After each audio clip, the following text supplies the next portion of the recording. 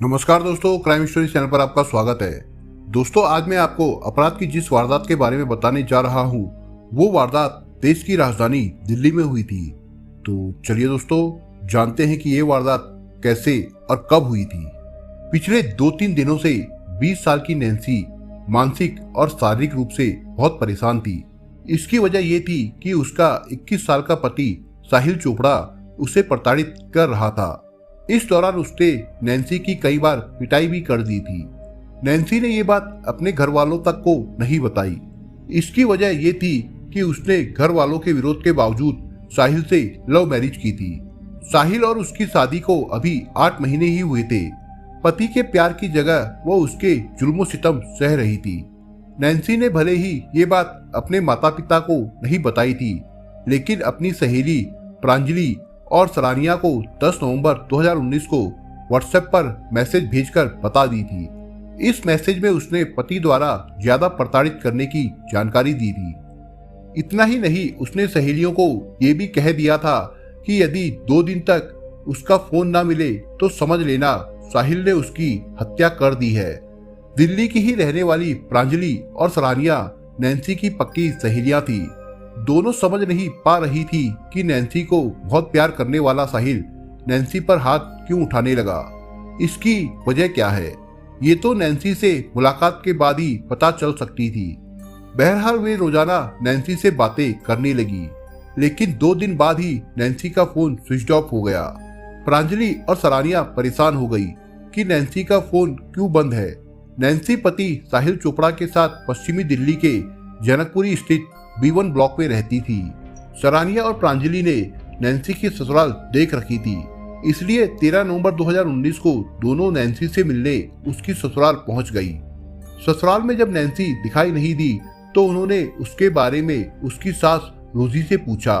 रोजी ने बताया कि नैन्सी और साहिल घूमने के लिए हरिद्वार गए हैं। दूसरे कमरे में साहिल के दादा बैठे हुए थे। पूछने पर उन्होंने बताया कि पति पत्नी फ्रांस घूमने गए हैं। दादा की बात सुनकर दोनों चौंकी, क्योंकि नैन्सी के पास पासपोर्ट नहीं था, फिर वो विदेश कैसे जा सकती थी। प्रांजलि और सरानिया ने जब नैन्सी के ससुर अश्विनी चोपड़ा से बात की तो उन्होंने दोनों के जयपुर घूमने जाने की बात बताई। घर के 3 लोगों द्वारा अलग अलग तरह की बातें दोनों सहेलियों को हजम नहीं हुई। इसके बाद वे अपने घर चली गई। उन्होंने इधर उधर फोन करके नैन्सी के बारे में पता लगाने की कोशिश की, पर कोई जानकारी नहीं मिली। नैन्सी की ये दोनों फ्रेंड्स अपनी दुनिया में व्यस्त हो गई। 28 नवंबर को प्रांजलि और सरानिया ने फिर से नैन्सी का नंबर मिलाया तो वो बंद मिला। तब उन्होंने उसी दिन ये जानकारी नैन्सी के पिता संजय शर्मा को दे दी। बेटी के लापता होने की जानकारी पाकर संजय शर्मा के होश उड़ गए। वो पश्चिमी दिल्ली के ही हरिनगर में रहते थे। बेटी नैन्सी के बारे में पता करने के लिए वो उसी दिन उसकी ससुराल जनकपुरी पहुंच गए। वहां साहिल की मां ने उन्हें बताया कि साहिल और नैन्सी घर से 20 लाख से ज्यादा के जेवर लेकर कहीं भाग गए हैं। संजय शर्मा को उनकी बात पर विश्वास नहीं हुआ। काफी पूछताछ करने के बाद भी जब उन्हें कोई संतोषजनक जवाब नहीं मिला तो अगले दिन 23 नवंबर को वो थाना जनकपुरी पहुंचे। संजय शर्मा ने थाना प्रभारी जयप्रकाश से मुलाकात कर बेटी नैन्सी के शादी करने से लेकर उसके गायब होने तक की बात विस्तार से बता दी। साथ ही उन्होंने नैन्सी के पति साहिल, ससुर अश्विनी चोपड़ा और साहिल की बुआ के खिलाफ दहेज उत्पीड़न और अपहरण की रिपोर्ट दर्ज करा दी। रिपोर्ट दर्ज करने के कई दिन बाद भी पुलिस ने नैन्सी का पता लगाने की कोशिश नहीं की। तब संजय शर्मा ने डीसीपी और एसीपी से संपर्क किया।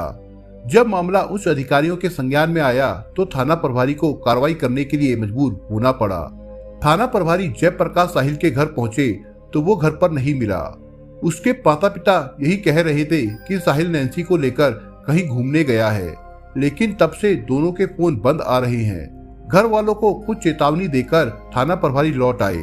थाना लौटने के बाद उन्होंने नैन्सी और साहिल के फोन नंबरों की कॉल डिटेल्स निकलवाई। साहिल चोपड़ा की कॉल डिटेल से पुलिस को पता चला कि 11 नवंबर की रात और 12 नवंबर को वो शुभम और बादल नाम के लड़कों के संपर्क में था। इन दोनों के साथ ही उसकी लोकेशन हरियाणा के पानीपत की थी। जांच में पता चला कि शुभम उत्तर प्रदेश के जिला मुजफ्फरनगर का और बादल करनाल के घरोंडा गांव का रहने वाला है। ये तीनों पानीपत क्यों गए थे, ये जानकारी तीनों में से किसी से पूछताछ करने पर ही मिल सकती थी। साहिल तो घर से लापता था, इसलिए पुलिस टीम सबसे पहले करनाल के गांव गरुंडा स्थित बादल के घर पहुंची। वो घर पर मिल गया। पुलिस ने उसे हिरासत में ले लिया। उसकी निशानदेही पर पुलिस ने शुभम को भी उसके घर से हिरासत में ले लिया। पूछताछ में पता चला कि शुभम साहिल के ऑफिस में काम करता था और बादल शुभम का ममेरा भाई था। दिल्ली लाकर जब दोनों से नैन्सी के बारे में सख्ती से पूछताछ की गई तो उन्होंने स्वीकार कर लिया कि नैन्सी अब इस दुनिया में नहीं है। साहिल ने उसकी हत्या कर शव पानीपत में फेंक दिया था। थाना प्रभारी ने यह जानकारी उच्च अधिकारियों को दे दी। चूंकि नैन्सी के पिता संजय शर्मा ने साहिल और उसके घर वालों के खिलाफ अपहरण और दहेज उत्पीड़न का मामला दर्ज कराया था, इसलिए पुलिस ने साहिल के घर वालों को थाने बुलवा लिया। किसी तरह साहिल चोपड़ा को जब यह खबर मिली कि उसके घर वालों को पुलिस ने थाने में बैठा रखा है तो वो खुद भी थाने पहुंच गया। साहिल को यह पता नहीं था कि पुलिस उसकी साजिश का न सिर्फ पर्दाफाश कर चुकी है बल्कि शुभम और बादल पकड़े भी जा चुके हैं।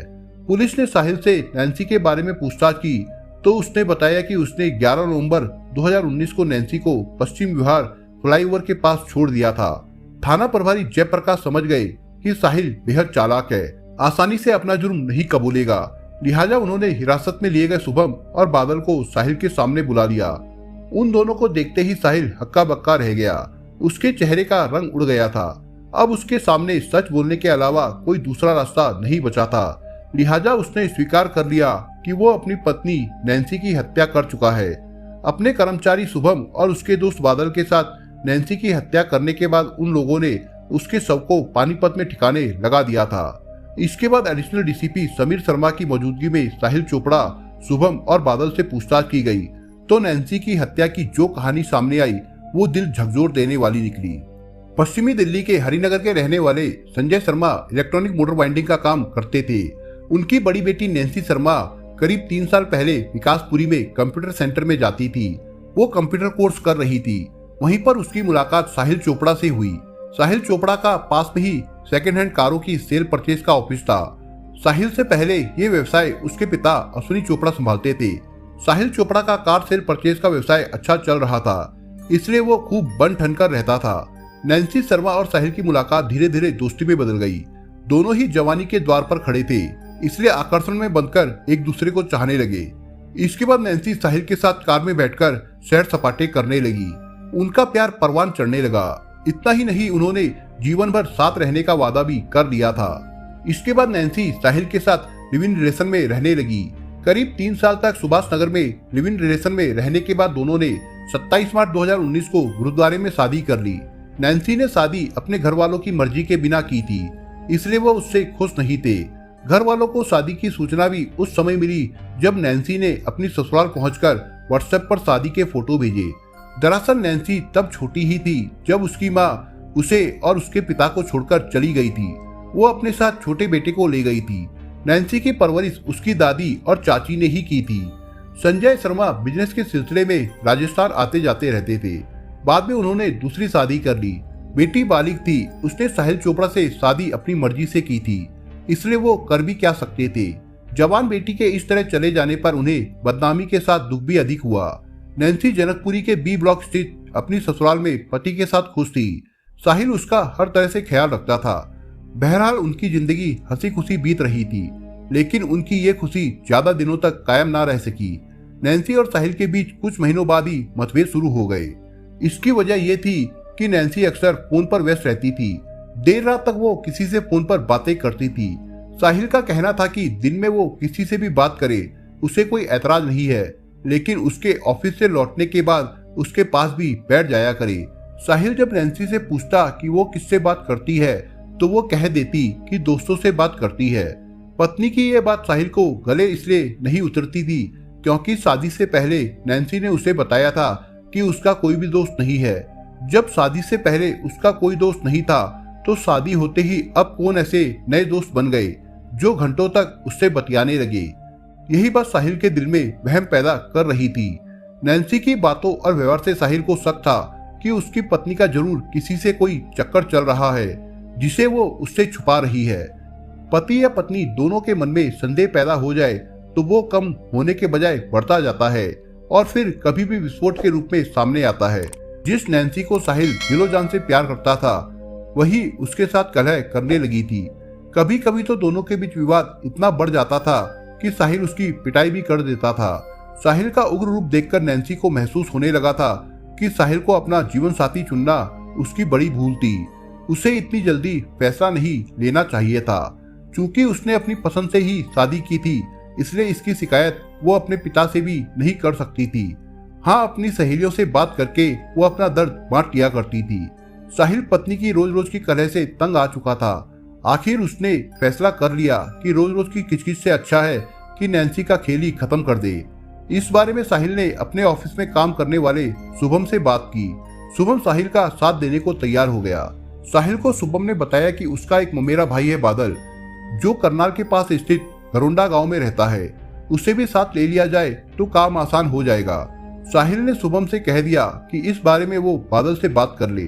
शुभम ने बादल से बात की तो उसने हामी भर ली।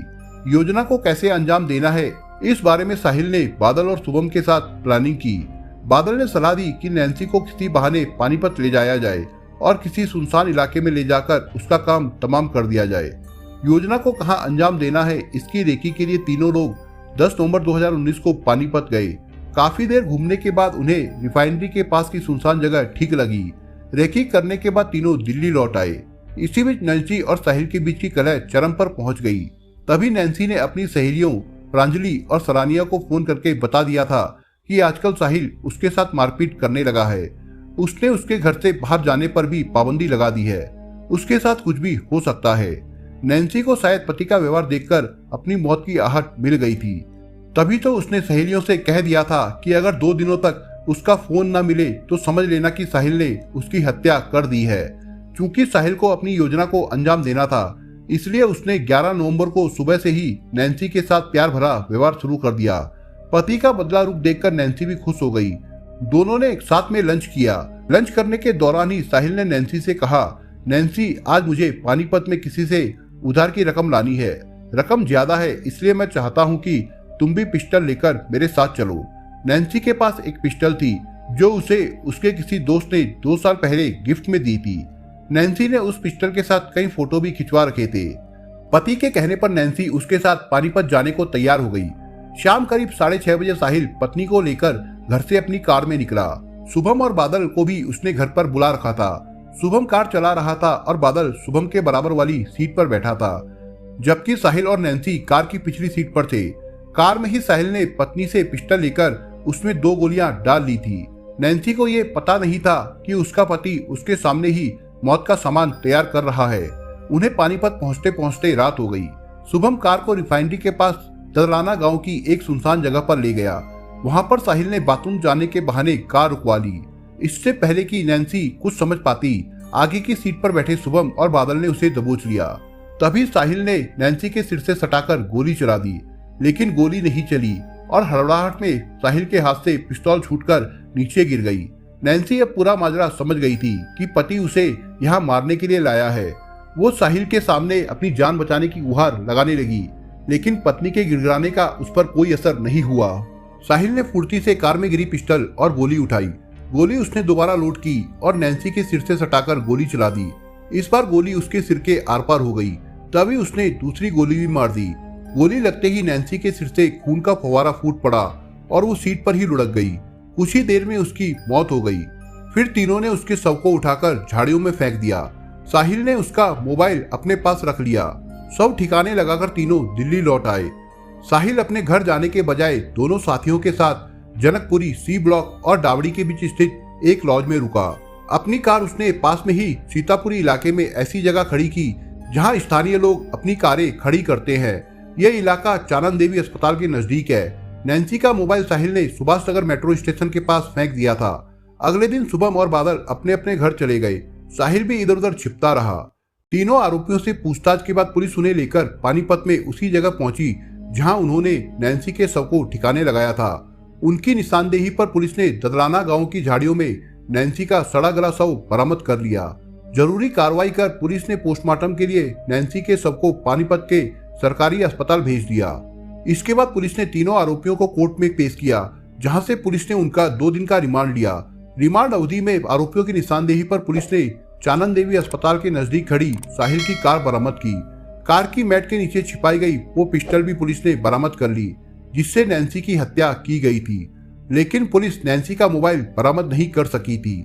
आरोपी साहिल चोपड़ा, शुभम और बादल से विस्तार से पूछताछ करने के बाद पुलिस ने उन्हें न्यायालय में पेश किया, जहां से उन्हें जेल भेज दिया गया था। दोस्तों, आप अगर चैनल पर नए हो तो आप चैनल को सब्सक्राइब करने के साथ कमेंट बॉक्स में इस कहानी के बारे में अपने विचार जरूर लिखिएगा। मिलता हूं एक नई कहानी के साथ, तब तक के लिए अपना ख्याल रखिएगा। धन्यवाद।